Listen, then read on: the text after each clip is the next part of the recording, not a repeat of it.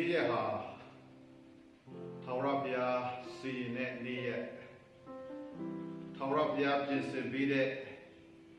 နေ့ရက်ကာလဖြစ်ပါတယ်ဒီနေ့ရက်မှာ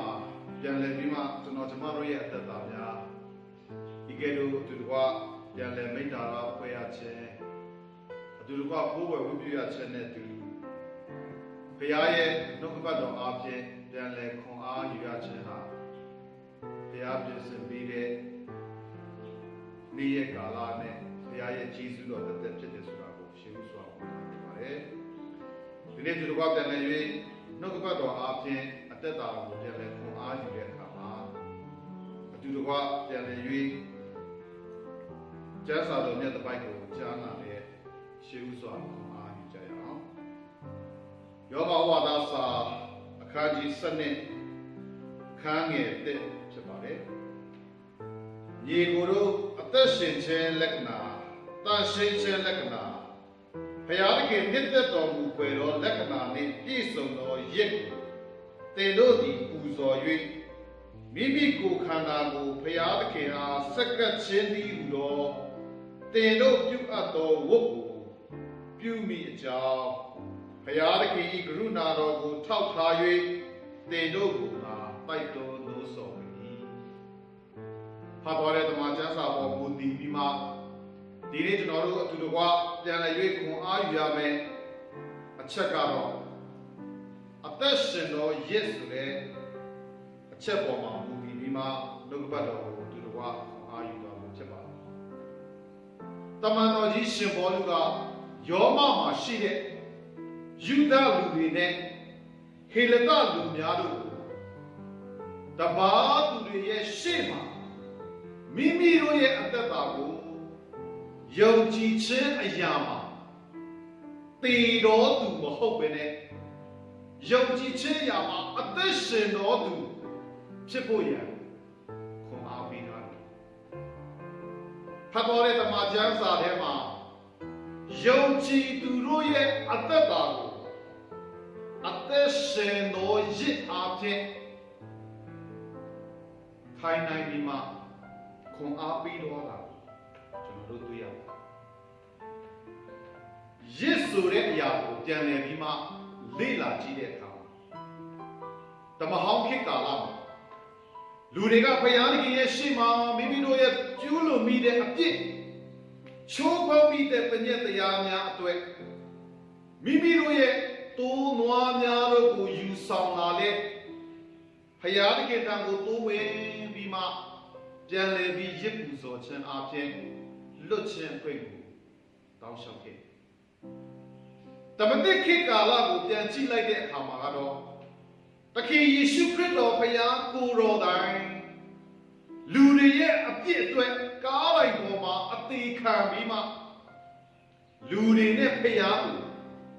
ပြန်လည်၍နီးစေခဲ့တဲ့အကြောင်းအရာကိုကျွန်တော်တို့တွေ့ရတယ်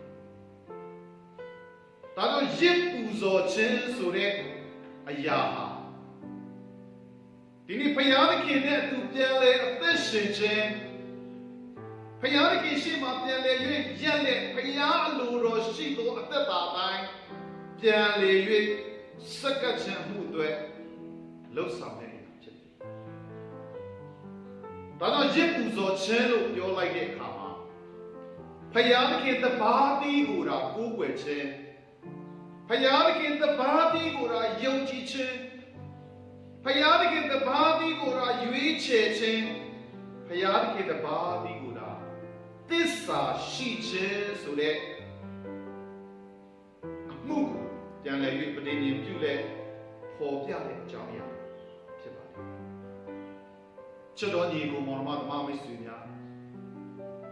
ဒီနေ့ကျွန်တော်တို့ရဲ့အသက်တာတွေဟာခရစ်တော်အားဖြင့်ဖယားသားသမီးဖြစ်ရခြင်းအခွင့်ကိုဒီနေ့ကျွန်တော်တို့ကပြန်လည်ပြီးမှရရှိခဲ့တဲ့သူတွေဖြစ်တဲ့အတွက်ကြောင့်ဖယားသခင်ရှေ့မှာအသက်ရှင်တော်ရစ်အားဖြင့်ကျွန်တော်တို့ပြန်လည်ပြီးမှအသက်ရှင်နေကြလားကဲစဉ်းစားဖို့လိုအသက်ရှင်တော်ရစ်ဆိုတဲ့အရာကိုပြန်လည်လေ့လာတဲ့အခါမှာအကြောင်းအရာ၃မျိုးကိုတွေ့ရတယ် ထမတစ်ချက်ကတော့ပါလေဆိုရင်အသက်ရှင်သောရစ်ဟာဝိညာဉ်သဘောပါတဲ့အသက်တာဖြစ်တယ်ဘုရားသခင်ရဲ့ဖန်ဆင်းခြင်းမှာလူကိုမိမိရဲ့ပုံသဏ္ဍာန်တော်ဤဖန်ဆင်းခဲ့တယ်ဆိုတာကိုတွေ့ရတယ်ဖန်ဆင်းခြင်းအရာတွေထဲမှာမတူတဲ့ဝိညာဉ်အသက်မှုတ်သွင်းခြင်းကိုခံရတဲ့သူတွေဒါဟာလူတွေဖျားနဲ့အမြဲအသက်ရှင်ဖို့ရန်အတွက်ဖြစ်တယ်ရှင်ယောဟန်ခရစ်ယာန်ခန်းကြီး4:24မှာပြန်ဖတ်ကြည့်လိုက်တဲ့အခါမှာဖျားသခင်ကိုကိုးကွယ်တော်သူဖျားသခင်နဲ့အသက်ရှင်တော်သူတို့ဟာတဲ့နာဝိညာဉ်နဲ့၎င်းသစ္စာတရားနဲ့၎င်း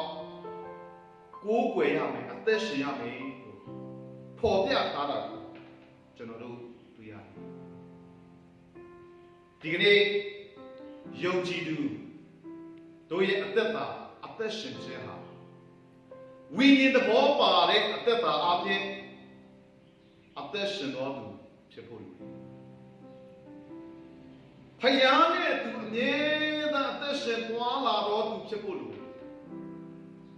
ဝိညာဉ်သဘောပါတဲ့အသက်တာလို့ပြောလိုက်တဲ့အခါမှာဆုတောင်းယုံကျမ်းစာဖတ်ယုံတက်တက်နဲ့ဝိညာဉ်သဘောပါတဲ့အသက်တာလို့ကျွန်တော်တို့ပြောလို့မရဘူးကျွန်တော်တို့ရဲ့အသက်တာအသက်ရှင်ခြင်းကျွန်တော်တို့ရဲ့အသက်တာတွေသွားလာခြင်းလောကခြင်းဆောင်ရွက်ခြင်းအမှုရာနေ့စဉ်အသက်ရှင်ခြင်းအသက်တာကျွန်တော်တို့ရဲ့အသက်ရှင်ခြင်းအသက်တာဟာဖယားကိုကိုးကွယ်တော်သူဖယားရဲ့အလိုတော်အတိုင်းအသက်ရှင်တော်သူအပြင်အသက်တာကိုတည်ဆောက်ဖို့ရအရေးကြီးတယ်ကျွန်တော်တို့ရဲ့အသက်ရှင်ခြင်းလက္ခဏာတွေဟာ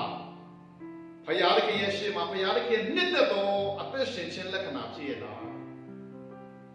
နေ့စဉ်ကျွန်တော်တို့ရဲ့သွားလာတဲ့အရာတွေလုပ်ကိုင်တဲ့အရာတွေပြောဆိုတဲ့အရာတွေကြံစည်တဲ့အရာတွေအားလုံးဟာ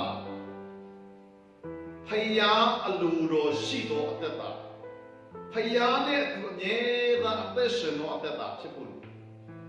ဒါဟာဝိညာဉ်သဘောရှိတဲ့အသက်တာဖြစ်တယ်ဒါကြောင့်ဒီနေ့ကျွန်တော်တို့ရဲ့အသက်တာဖယားသခင်နဲ့သူအသက်ရှင်တော်သူဝိညာဉ်သဘောပါသောအသက်တာအပြင်အသက်ရှင်တော်သူဖြစ်ဖို့ရန်အတွက်ကျွန်တော်တို့ရဲ့နေ့စဉ်အသက်ရှင်ခြင်းအသက်တာကိုဖယားအလိုတော်ရှိသောအရာအပေအရာဖြစ်ပြီးသိပြီးမှစက္ကအသက်ရှင်ဖို့ရန်နောက်တစ်ဒုတိယတစ်ချက်ကပါလေဆိုရင်အသက်ရှင်သောရစ်ဟာအသက်တော်စိတ်တော်ရှိခြင်းဖြစ်တယ်ဖယားဘာဒီကိုယ်တော်ယုံကြည်ကိုးစားရတခင်ခရစ်တော်ပါလင်ကယ်တင်ရှင်လို့လက်ခံယုံကြည်ပြီးသွားတဲ့နောက်မိမိရဲ့ဘဝအသက်တာပြန်လည်ပြီးမှအသိဟောင်းကိုမလဲတော့ပဲနဲ့ရှိနိုင်ရှိသောဖြောင့်မတ်ခြင်းလမ်းကိုရှောက်လန်းခြင်းဖြစ်တယ်ကိုအသက်ရှင်ခဲ့တဲ့အရာတွေကိုကျင်လည်ခဲ့တဲ့လောကီအရာတွေကိုပြုခဲ့တဲ့ဒုစရိုက်တွေဖယားရဲ့တမန်တရားလမ်းလွဲခဲ့တဲ့အရာတွေအားလုံးတို့ကိုခြံထားပြီးမှခရစ်တော်အားဖြင့်အသက်တော်စိတ်နှလုံးသားနဲ့ဖယားအလိုတော်ရှိသောလမ်းကိုလိုက်လျှောက်ဖို့ရပြင်ဆင်တဲ့စိတ်တော်ဖြစ်တယ်ရှင်လုကာခရစ်ယာန်အခန်းကြီး19တိကနေ30ကိုဖတ်လိုက်တဲ့အခါမှာဇဂေကပုံမှုမှာကောင်းဖြစ်တယ်ဒီနေ့ဇဂေရဲ့အသက်တာကိုပြန်ကြည့်လိုက်တဲ့အခါမှာခရစ်တော်ကိုသူမြင်ချင်တဲ့အတိုင်းတွေ့ရဖို့နောက်မဆုတ်ဘဲနဲ့ကြိုးစားခဲ့သူရဲ့အသက်တာကဘလို့ပဲအသက်ရှင်ခဲ့သူရဲ့အသက်တာကဘလို့ပဲဖြစ်နေခရစ်တော်ကိုတွေ့ရဖို့သူရှိမှကာစီထားတဲ့အရာတွေလူများသူ့ကိုပြန်လဲပြီးမှကြည့်ရှုတဲ့အရာတွေဘယ်လိုမျိုးကြည့်သူ သူ့ရဲ့စိတ်နှလုံးသားကခရစ်တော်ကိုမြင်ရဖို့မြင်ချင်တဲ့စိတ်ရှိတဲ့အတိုင်းသူ့ဘဝမှာဘယ်လိုပဲဖြစ်ဖြစ်နောက်မဆုတ်ဘဲနဲ့ခရစ်တော်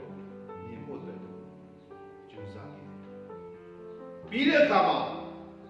ခရစ်တော်ကိုသူ့ရဲ့အိမ်ထဲကိုဝင်ဖို့ရန်အတွက်ဖိတ်ခေါ်ခဲ့တယ်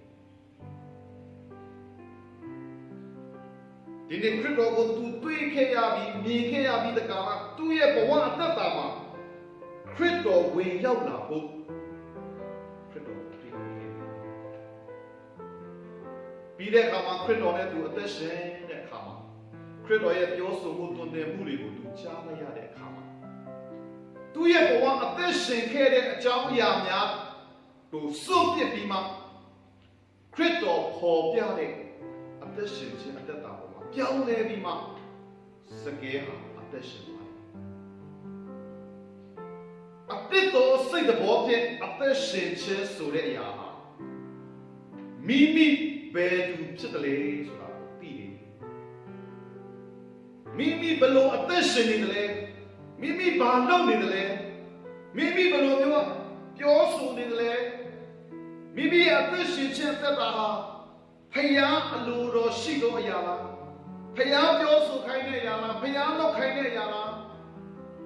ဖယားရဲ့ရှေ့မှာအသက်ရှင်ရမယ့်လူတစ်ယောက်ရဲ့အသက်တာတိုင်းစက္ကန့်နေတာလားဆိုတာကိုပိုင်းခြားပြီးမှနားလည်တယ်ဒါကြောင့်ဖယားနဲ့သူအသက်ရှင်လာတဲ့သူတစ်ယောက်ရဲ့အသက်တာစိတ်ပေါ်ဟာမိမိရဲ့အသက်တာကိုတည်ပြီးမှ